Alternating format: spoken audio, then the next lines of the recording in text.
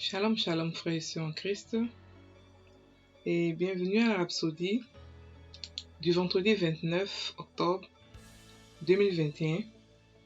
Rhapsodie écrite par le pasteur Chris Oyakilome et la lecture vous est offerte par les vérités de l'évangile. Le thème d'aujourd'hui est « Faites-lui confiance et agissez sur sa parole ». Le verset de 2 Pierre 1 verset 3 qui se lit comme suite.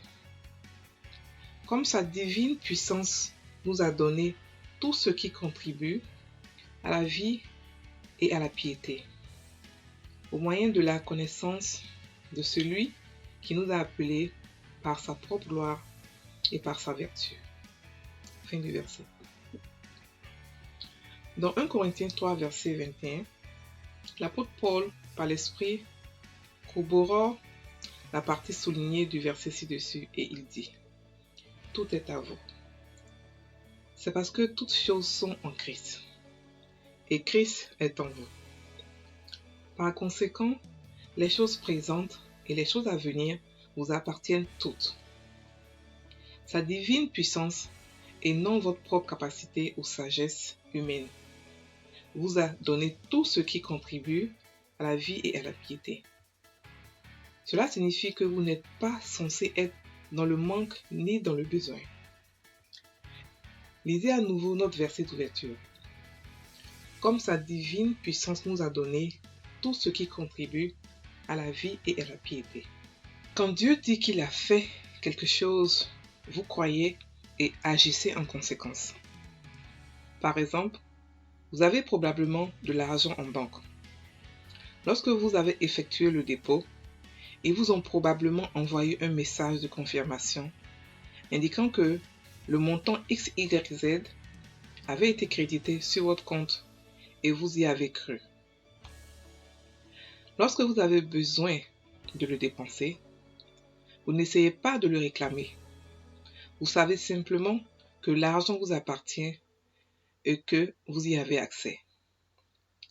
Saviez-vous que la parole de Dieu, pour vous, est le message de confirmation que vous avez ce qu'il dit que vous avez. Et vous êtes ce qu'il dit que vous êtes et vous pouvez faire ce qu'il dit que vous pouvez faire. Faites-lui confiance. Agissez selon sa parole. Vous serez étonné de la qualité de vie que vous allez vivre. Sa parole est absolument fiable. Que votre confiance dans la vie, votre garantie, que vous serez pour toujours un vainqueur et un succès, soit basée sur votre foi en la parole.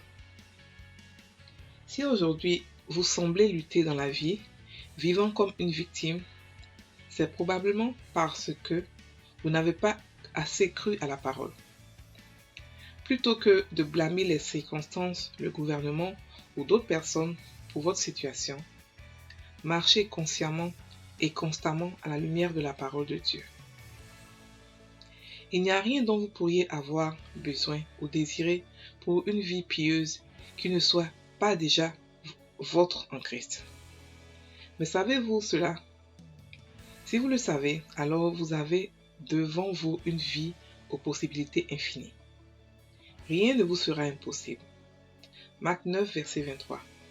Mettez la parole à l'œuvre dans votre vie et vous serez toujours victorieux. Alléluia. Fin de la Rhapsodie. Le pasteur ici parle de la confiance que nous pouvons avoir dans la parole. La confiance que nous pouvons avoir dans la parole parce que la parole est la vérité de Dieu. Il dit ici que, dans le verset d'ouverture, que sa divine puissance nous a donné tout ce qui contribue à la vie et à la piété. En fait, nous avons tout. Tout est à nous. Mais tout se trouve où? Dans la parole. Tout se trouve dans la parole. Il explique ici que, le pasteur explique que ce verset d'ouverture est expliqué encore un peu plus tard par Paul lorsqu'il dit « Tout est à vous ». C'est-à-dire que tout ce qui contribue à vivre une vie de Dieu est en nous, est déjà là. Le pasteur dit d'avoir confiance en la parole. Et nous ne sommes pas censés avoir être censé avoir le manque dans notre vie, ni être dans le besoin. Non. La parole nous dit que nous avons tout. Nous avons tout ce qui contribue à la vie de la piété. C'est-à-dire que tout ce que nous voulons dans cette vie est déjà en nous. Mais pour la faire sortir, c'est la parole qu'il faut. Donc, il explique que la parole, c'est comme un montant. Voilà, comme lorsque vous avez reçu de l'argent par un SMS où vous savez que votre argent est rempli, votre compte est rempli, pardon, et vous partez le prendre sur la base que la preuve que votre compte est rempli, vous avez reçu, vous savez que votre compte est rempli parce que vous avez reçu soit un SMS, soit vous savez que votre compte est rempli parce que vous avez ouvert votre application ou même vous avez ouvert votre compte en banque, vous avez vu que le compte est rempli. Et c'est comme ça qu'il dit que sur cette base, cette preuve-là, la parole aussi est la preuve, comme quoi nous avons tout ce que nous voulons. Tout. Donc, il dit que la parole est le message de confirmation que nous avons, que notre compte en banque est rempli, que nous avons la santé, que nous avons la prospérité, que nous avons tout ce que nous voulons pour pouvoir vivre une vie de Dieu.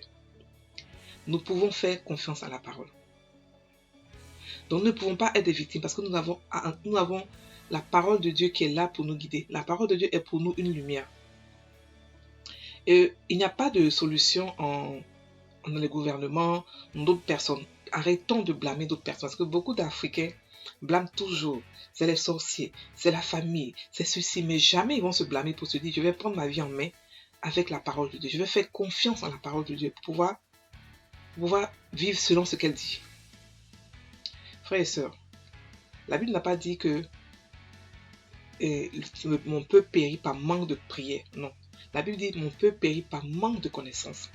Ça veut dire que c'est la parole qui fait tout. Nous devons chercher dans la parole, nous devons fouiller, nous devons méditer la parole de Dieu. Lorsque la parole de Dieu est en vous assez, vous n'avez pas peur des situations. Vous vivez comme un vainqueur. Et la méditation se fait de manière programmée. C'est-à-dire que dans la journée, vous devez savoir que vous devez méditer la parole de Dieu et vous devez l'étudier. Pas seulement la lire, mais l'étudier. Nous devons, parce que nous vivons par la parole. Sans la parole, nous ne sommes rien. La parole est notre preuve, est notre garantie de succès. La parole de Dieu. Lorsque la parole dit ne vous inquiétez de rien, on la pratique, on dit ok, je ne m'inquiète de rien. Ce que je fais, c'est louer Dieu pour ce qui se passe dans ma vie maintenant. Donc je refuse de m'inquiéter. C'est ça, pratiquer la parole.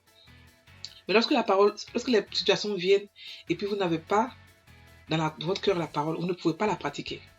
C'est impossible pour vous de la pratiquer. Lorsque vous avez la parole dans votre tête, c'est-à-dire que la connaissance juste de la parole, sûrement le verset biblique, vous le connaissez par cœur, où il est placé et tout ça, mais la parole n'est pas dans votre cœur. Elle ne peut pas porter de fruits. Et vous serez dans les problèmes, vous serez dans les difficultés. Malgré que vous enseignez la parole, vous ne serez pas quelqu'un qui pratique la parole et vous serez frustré. Si vous êtes des pasteurs, vous serez frustré, vous allez commencer à croire que quand Dieu envoie des gens pour aller prêcher, pour aller le servir, il les fait souffrir. Il faut forcément souffrir avant de devenir riche, mais avant de pouvoir s'épanouir en Christ. C'est faux. C'est la parole qui vous manque. Il vous faut, en tant que chrétien, la parole est notre source. Nous ne pouvons pas vivre sans la parole. C'est pour ça que Jésus a dit, le Saint-Esprit viendra et il vous rappellera ce que j'ai dit.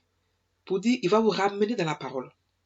Et lui-même a dit que ils ont gardé ta parole. Lorsqu'il faisait sa prière finie, ils ont gardé ta parole. C'est quoi? Lui-même a gardé la parole de Dieu. Ça veut dire qu'il a mis la parole de Dieu dans son cœur.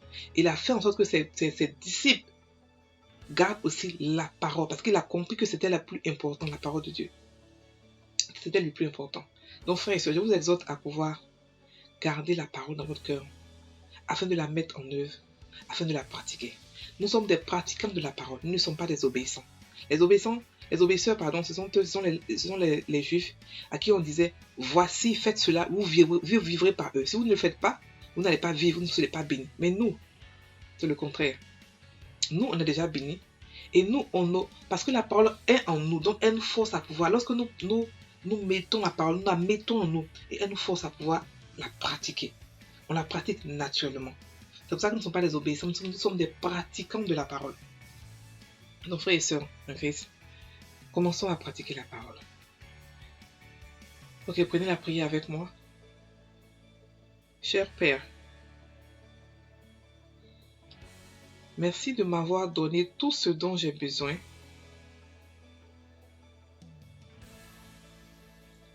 pour vivre victorieusement et réussir dans la vie.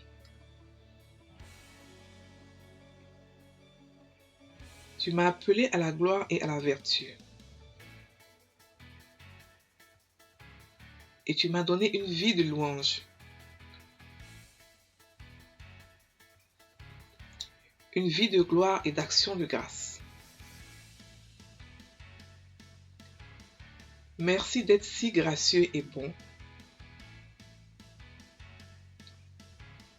Et pour ta parole qui prévaut toujours en moi